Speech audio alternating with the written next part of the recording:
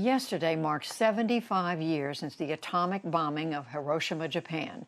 The attack shocked the world, but it would be another year before Americans would get first-hand accounts from people who lived through it, thanks to trailblazing reporting by New Yorker writer John Hersey.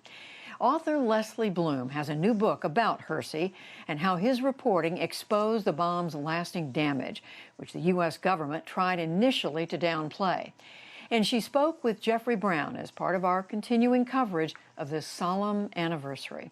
This is also part of our Arts and Culture series, Canvas.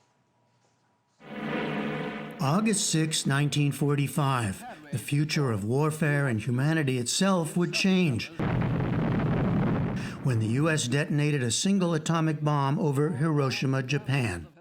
But while everyone saw the mushroom cloud, it would be a year before the world fully understood what had happened on the ground that day. A story told in the pages of the New Yorker magazine by journalist John Hersey. We know what the aftermath of nuclear warfare looks like because John Hersey showed us. In her new book, Fallout, author Leslie Bloom explores how Hersey came to write a profoundly influential work. She calls it one of the most important works of journalism ever created, that has shaped generations since. Even if people, his eventual readers, could not understand the physics that went into the nuclear bomb, they could certainly relate to the stories of 6 regular people. The bomb in Hiroshima, followed days later by one destroying Nagasaki, led to Japan's surrender and ecstatic celebrations of a hard-earned American victory.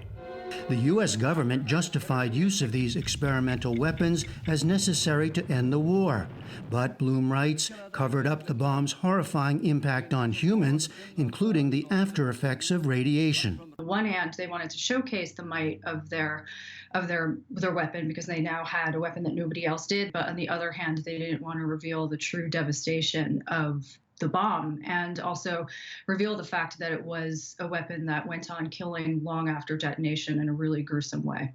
Hersey was just 31, but already a veteran war correspondent. He had seen the worst of human nature, and he felt that at the end of what remains the deadliest conflict in human history, the only way that human civilization had a chance at surviving is if we began to see the humanity in each other again. He was also a writer. His 1944 novel, A Bell for Adano, won the Pulitzer Prize for fiction. Working with legendary New Yorker editors Harold Ross and William Shawn, Hersey proposed a novelistic approach.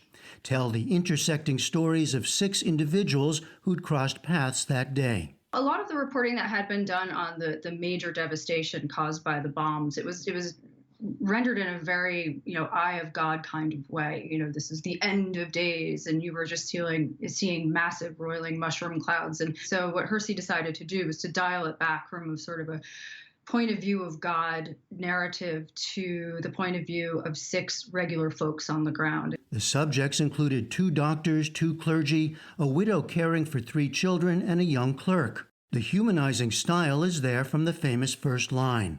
At exactly 15 minutes past 8 in the morning on August 6, 1945 Japanese time, at the moment when the atomic bomb flashed above Hiroshima, Miss Toshiko Sasaki, a clerk in the personnel department of the East Asia Tin Works, had just sat down at her place in the plant office and was turning her head to speak to the girl at the next desk. And, instead of being, incinerated on the spot, she was almost crushed by falling bookshelves and was covered in books. And when Hersey met her and heard her story, he found himself thinking that it was incredibly ironic that this life was nearly taken by books in the first moments of the atomic age. And even when he was still in Hiroshima, he knew that he was going to write about that in his own article. That article would take up the entire issue of The New Yorker on August 31st, 1946, and would itself become a bombshell, capturing headlines around the world. In book form, it has sold more than 3 million copies to date. There's much more to the tale Bloom tells, including the surprising role of General Leslie Groves, one of the leaders of the Manhattan Project who tried to suppress information about the bomb, but then saw benefits to Hersey's reporting. And years later, a bizarre appearance by one of Hersey's subjects, Reverend Kiyoshi Tanimoto, on an episode of This Is Your Life. They trotted out not only people from his life, but they even trotted out one of the bombers from the Enola Gay, who had bombed Hiroshima and forced a meeting between the two gentlemen. And it's some pretty skin crawling stuff for sure. John Hersey donated part of the proceeds from his work to the American Red Cross. He didn't return to Japan for 40 years, wrote many more books, and died in 1993. It's been argued that that article and then the book afterwards played an important role in the fact that nuclear weapons have not been used since. Do you believe that?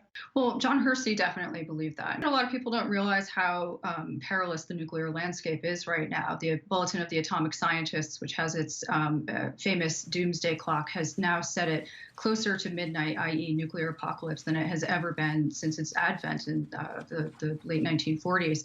One of the things that John Hersey was especially worried about by the time the Cold War accelerated again in the 1980s was that the memory of Hiroshima was fading. And if you didn't have the memory as a deterrent anymore, was it going to be as potent a deterrent? And I think that remains a really crucial question today. For the PBS NewsHour, I'm Jeffrey Brown.